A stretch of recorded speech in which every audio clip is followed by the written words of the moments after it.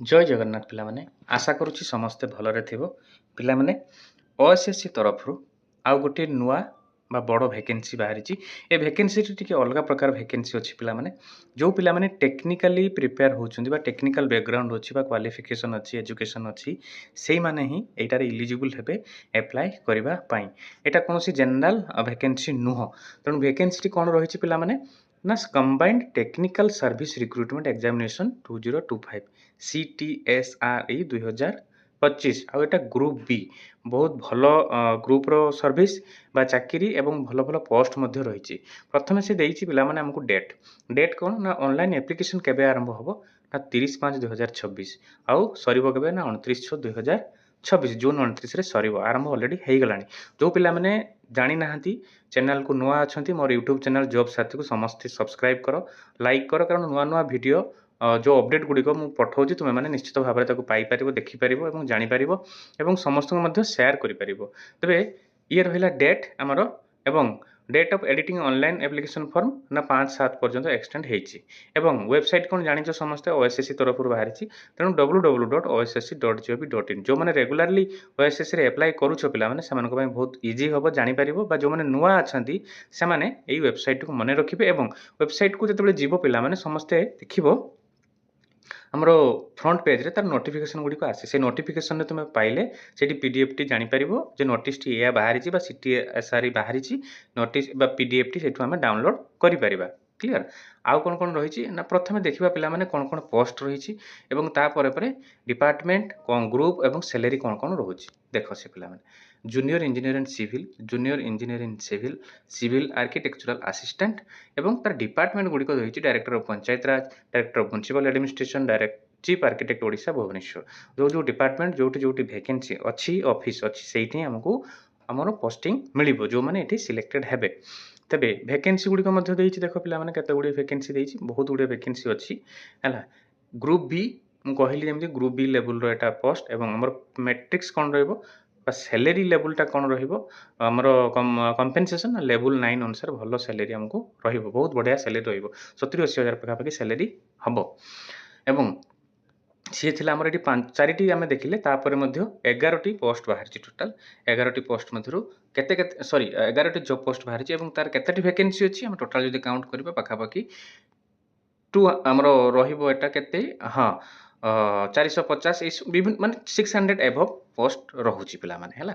ଆପଏଣ୍ଟମେଣ୍ଟଟା କ'ଣ ଆମର ରହୁଛି ପୁରା ପିଓରଲି ପରମାନେଣ୍ଟ ଏବଂ ଆମର ଯେଉଁ ରହୁଛି ଏକ୍ଜାମିନେସନ୍ ଫି ଦେଖ ପିଲାମାନେ ସେଠି ମେନସନ୍ କରିଛି the candidates other than ST SC PWD ଯେଉଁମାନେ କ୍ୟାଟେଗୋରୀରେ ରହିଲେ ସେମାନେ 500 ଟଙ୍କା ଅନଲାଇନ୍ ଏକ୍ଜାମିନେସନ୍ ଫି ଭରିବେ ଅନଲାଇନ୍ ଆପ୍ଲାଏ ବେଳେ। କ୍ଲିଅର। ଅନଲାଇନ୍ ଆପ୍ଲିକେସନ୍ ପିଲାମାନେ ମୁଁ ଆଉଥରେ କହି ରଖୁଛି ଅଲରେଡ଼ି ଆରମ୍ଭ ହେଇଗଲାଣି। ଯେଉଁମାନେ ଅନଲାଇନ୍ ଆପ୍ଲିକେସନ୍କୁ ନୂଆ ଅଛ ବା ଜାଣିପାରୁନ, ସେମାନଙ୍କର ଭିଡ଼ିଓ ଦରକାର କେମିତି ଆପ୍ଲାଏ ହେଉଛି ମୋତେ କମେଣ୍ଟ ମାଧ୍ୟମରେ ଜଣାଇବ। ମୁଁ ନିଶ୍ଚିତ ଭାବରେ ତାର ଆପ୍ଲିକେସନ୍ ଆପ୍ଲାଏର ଭିଡ଼ିଓ ବନେଇକି ତୁମମାନଙ୍କୁ ସେୟାର କରିବି। କ୍ଲିଅର।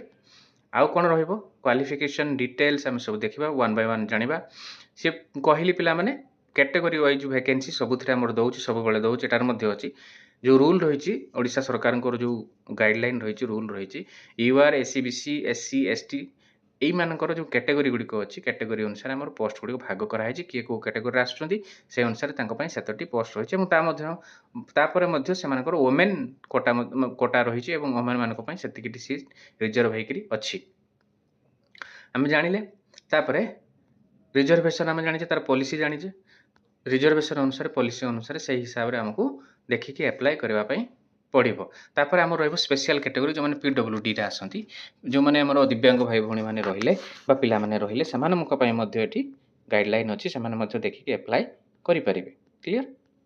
ଆଉ କ'ଣ ରହିବ ସବୁ ଡିଟେଲ୍ସ ଆମକୁ PDF ମାଧ୍ୟମରେ ପିଲାମାନେ ମିଳିଯିବ। ତେଣୁ ବ୍ୟସ୍ତ ହେବାର ନାହିଁ। ଯେଉଁମାନେ ନୂଆ ଅଛ ଚ୍ୟାନେଲକୁ ଦୟାକରି ସବସ୍କ୍ରାଇବ୍ ଆଉ ସେୟାର କରିବ। ସବୁ ଇନଫର୍ମେସନ୍ ତୁମେ ଏହି ଭିଡ଼ିଓ ମାଧ୍ୟମରେ ପାଇବ ଏବଂ ଭିଡ଼ିଓଟି ତୁମ ପାଖରେ ପହଞ୍ଚିବ। ଇଏ ରହିଲା। ଆଉ କ'ଣ କ'ଣ କ୍ରାଇଟେରିଆ ଅଛି ଇଲିଜିବିଲିଟି ଆମେ ସମସ୍ତେ ଜାଣିଛେ, ଏଟା ସବୁ ନର୍ମାଲ୍ କଥା। ଇଲିଜିବିଲିଟି ହେଇଯିବ, ସମସ୍ତେ ମେଟ୍ରିକ୍ ପାସ୍ କରିଥିବ ବା ସିଟିଜେନ୍ ଅଫ୍ ଇଣ୍ଡିଆନ୍ ହେଇଥିବ ହେଲା, ଏଇସବୁ ଜିନିଷ ରହିବ। ତାପରେ ମୁଖ୍ୟ ଆସିବ ଏଜୁକେସନାଲ୍ କ୍ୱାଲିଫିକେସନ୍ କ'ଣ ରହିବ। ଏଜୁକେସନାଲ୍ କ୍ୱାଲିଫିକେସନ୍ ଜୁନିୟର ଇଞ୍ଜିନିୟର ରହିବ। Civil the candidate must have possessed diploma in civil engineering. ଯେଉଁମାନେ ଟେକ୍ନିକାଲି ସିଭିଲ୍ ଡିପ୍ଲୋମା କରିଛନ୍ତି ସେମାନେ ଏଥିରେ ଆପ୍ଲାଏ କରିପାରିବେ। କ୍ଲିଅର। ସେଇଭଳି ସବୁଗୁଡ଼ିକ ପୋଷ୍ଟର ସବୁଗୁଡ଼ିକ ଆମକୁ ଦେଇଛି ତାର କ୍ୱାଲିଫିକେସନ୍ କ'ଣ କ'ଣ ଦରକାର ହେଲା। कैमरामैन ପାଇଁ କ'ଣ, ଫଟୋଗ୍ରାଫର ପାଇଁ କ'ଣ, ସାଉଣ୍ଡ ଆଣ୍ଡ ରେକର୍ଡିଷ୍ଟ ଆର୍ଟିଷ୍ଟ ପାଇଁ କ'ଣ, mechanic under information public relation ତାଙ୍କ ପାଇଁ କ'ଣ, ବିଭିନ୍ନ ପ୍ରକାର କ୍ୱାଲିଫିକେସନ୍ ଯିଏ ଯେଉଁ କ୍ୟାଟେଗୋରୀ ଆଉ କ୍ୱାଲିଫିକେସନ୍କୁ ମ୍ୟାଚ୍ କରୁଛନ୍ତି ବା ସେଇ କ୍ୱାଲିଫିକେସନ୍ ଅଛି ସେଇମାନେ ହିଁ ଏଥିରେ ଏଲିଜିବଲ୍ ଆପ୍ଲାଏ କରିବେ। ନର୍ମାଲ୍ କ୍ୟାଣ୍ଡିଡେଟ୍ ଆପ୍ଲାଏ କରିପାରିବେ ନାହିଁ। ତେଣୁ ତାପରେ ରହିଛି ବୟସ ସୀମା ପ୍ରାୟତଃ ସବୁଥିରେ ସମାନ ହେଉଛି ଓଏସ୍ଏସ୍ସିର 21 ବର୍ଷରୁ 42 ବର୍ଷ ପର୍ଯ୍ୟନ୍ତ ହେଇଥିବ। ସେଟା ପୁଣି କେତେ ନା 1/1/2025 ପର୍ଯ୍ୟନ୍ତ ଆମକୁ 42 ବର୍ଷ ହେଇଥିବା ଦରକାର ହେଲା। ଆଉ କ'ଣ ରହିବ ଆମେ ଜାଣିଲେ ଡିଟେଲ୍ସ କ୍ୱାଲିଫିକେସନ୍, ଏଜ୍, କାଷ୍ଟ ଏବଂ ଏକ୍ଜାମ୍ ଫି ମଧ୍ୟ ଜାଣିଲେ। ତାପରେ ଦେଖିବା plan and pattern of examination କେମିତି ହେବ ନା ଦୁଇଟା ମୋଡ଼ରେ ହେବ। ଦେଖ ପିଲାମାନେ, ପ୍ରଥମେ ପ୍ରିଲିମିନାରୀ ତାପରେ ମେନ୍, ତାପରେ ରହିବ ସାର୍ଟିଫିକେଟ୍ ଭେରିଫିକେସନ୍। ସାର୍ଟିଫିକେଟ୍ ତ ଭେରିଫିକେସନ୍ ଇଜିଲି ହେବ, ସେଟା ପାଇଁ କିଛି ପ୍ରୋବ୍ଲେମ୍ ନାହିଁ, କିନ୍ତୁ ପ୍ରଥମେ ଆମକୁ ପ୍ରିଲିମ୍ କ୍ଲିୟର କରିବା ପାଇଁ ପଡ଼ିବ ଏବଂ ତାପରେ ମେନ୍ ରିଟିନ୍ ଏକ୍ଜାମିନେସନ୍ କ୍ଲିୟର କରିବା ପାଇଁ ପଡ଼ିବ। ତେବେ ତାପରେ ଦେଇଛି plan of examination stage 1 paper କ'ଣ କ'ଣ ସବଜେକ୍ଟ ରହିବ। ଦେଖ ପିଲାମାନେ ପ୍ରିଲିମିନାରୀଟା ଫାଷ୍ଟ ଦେଇଛି ଷ୍ଟେଜ୍ 1 କ'ଣ କ'ଣ ପେପର୍ ରହିବ, ସବଜେକ୍ଟ ରହିବ, କେତେ ମାର୍କର ରହିବ, କେତେ ସମୟର ପରୀକ୍ଷା ହେବ ଏବଂ କଟ୍ ଅଫ୍ ମାର୍କ ଅଛି କି ନାହିଁ। କଟ୍ ଅଫ୍ ମାର୍କ ଅଛି 1/4 ମାର୍କ ଏଠି ଆମକୁ କଟିବ ହେଲା ପ୍ରିଲିମିନାରୀରେ। ତାପରେ ଷ୍ଟେଜ୍ 2 ଟେକ୍ନିକାଲ୍ ପେପର୍, ଯେଉଁମାନେ ଟେକ୍ନିକାଲି ଆସୁଛନ୍ତି ସେମାନେ ଟେକ୍ନିକାଲରୁ କ୍ୱେଶ୍ଚନ୍ ଆସିବ। ଧର diploma in civil, diploma in mechanical, ସେଇ ହିସାବରେ ସେମାନଙ୍କୁ ଏଠି କ୍ୱେଶ୍ଚନ୍ ପଡ଼ିବ ହେଲା। ଏବଂ ସେଇଟା କେତେ ମାର୍କର ପରୀକ୍ଷା ହେବ ନା 200 ମାର୍କର ପରୀକ୍ଷା ହେବ ଏବଂ 2 ଘଣ୍ଟାର ପରୀକ୍ଷା ହେବ। ପିଲାମାନେ ଇଏ ଥିଲା ଆମର ପ୍ରିଲିମିନାରୀ ଆଉ ମେନ୍ ଏକ୍ଜାମିନେସନ୍ର ଡିଟେଲ୍ସ। ଏଠି ଦେଖିଦେବ ପିଲାମାନେ କ'ଣ କ'ଣ ସବୁ ଡିଟେଲ୍ସ ରହିଛି। ଆଉ ଥରେ PDFଟି ମିଳିଯିବ ତୁମର OSSC ସାଇଟ୍ରୁ ଯେମିତି କହିଲି। ଆଉ ତାପରେ ରହିବ ଯେଉଁମାନେ ମେନ୍ ଆମର ପ୍ରିଲିମିନାରୀ ଆଉ ମେନ୍ ପରୀକ୍ଷାରେ ପାସ୍ କରିବେ ବା କ୍ଲିୟର କରିବେ, ତାପରେ ସେମାନଙ୍କର ସାର୍ଟିଫିକେଟ୍ ଭେରିଫିକେସନ୍ ହେବ। ଯେଉଁମାନଙ୍କର ସାର୍ଟିଫିକେସନ୍ ପୁରା କ୍ଲିୟର ଥିବ, ଅରିଜିନାଲ୍ ଥିବ, ସେଇମାନେ ହିଁ ଭ୍ୟାଲିଡ୍ ଥିବ, ସେଇମାନେ ହିଁ ଏଥିରେ ସକ୍ସେସ୍ ହେବେ। ଆଉ କ'ଣ ଦେଇଛି ପିଲାମାନେ, ଆଉ ସେମିତି କିଛି ମୁଖ୍ୟତଃ ନଥାଏ। ତେଣୁ place and date of examination ସେଇଟା ଆମର ଯେତେବେଳେ ଆମେ ଆଡ଼ମିଟ୍ କାର୍ଡ଼ ଡାଉନଲୋଡ଼୍ କରିବୁ ବା ଆଡ଼ମିସନ୍ ଲେଟର୍ ଡାଉନଲୋଡ଼୍ କରିବୁ ସେଇଥିରେ ହିଁ ମେନସନ୍ ଥିବ।